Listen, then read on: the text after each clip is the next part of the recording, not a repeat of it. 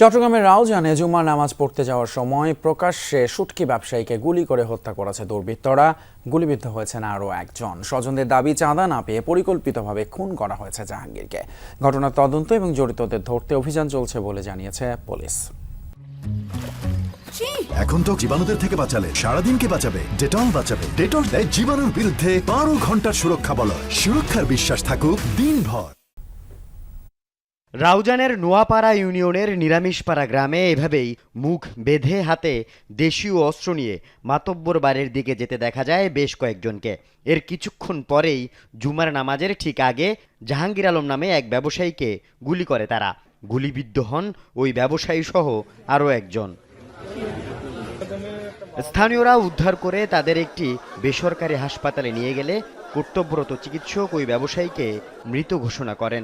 গুরুতর আহত অবস্থায় চিকিৎসাধীন রয়েছেন গুলিবিদ্ধ অন্যজন।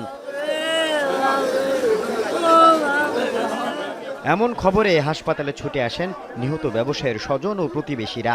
স্বজনদের দাবি, চাঁদা না পেয়ে পরিকল্পিতভাবে খুন করা হয়েছে তাকে। ক্লাবের সামনে এই ঘটনাটা ঘটছে, ওনাকে গুলি করছে, পিছনে এখানে একটা গুলি রাখছে, আর যে বাইক পরিচালনা করছে তার এখানে একটা গুলি রাখছে। থেকে চাঁদা চেয়ে ওনাকে, উনি যখন ডিসঅর্ডার করছে তখন ওনাকে খুন করছে পরিকল্পিতভাবে। রাজনৈতিক কোনো পরিস্থিতির কারণে এই ঘটনা হয়নি, ওনাকে মূলত চাঁদা দাবির কারণেই এই ঘটনা হয়েছে। এই নামাজ পড়তে আসার সময় আমাদের আসাদ আলী মাতব্বরপাড়া সমাজ কল্যাণ সমিতির একটা ক্লাব আছে, ওই ক্লাবের সামনেই ওনাকে গুলি করা হয়েছে। এই ঘটনায় আতঙ্কিত রাউজানবাসী দাবি জানান জড়িতদের দ্রুত গ্রেফতার করে বিচারে মুখোমুখি করার। যে করো এর উপযুক্ত শাস্তি হোক, খুনিদের উপযুক্ত আমরা শাস্তি চাই। অবশ্যই বিষয় কয়দিন হারাবো আমরা, এরকম আপনজনকে আর কত হারাবো, আপনজনকে হারানোর মতো আর পারতেছি না। এটা ওনাকে পরিকল্পিতভাবে হত্যা করা হয়েছে, এটার বিচার চাই আমরা সুস্থভাবে। সরকারের কাছে আমরা এটাই দাবি চাই। তবে এই ঘটনায় এখনো কাউকে শনাক্ত ও আটক করতে পারেনি পুলিশ। জড়িতদের গ্রেফতারে চেষ্টা চলছে বলে জানায় পুলিশ।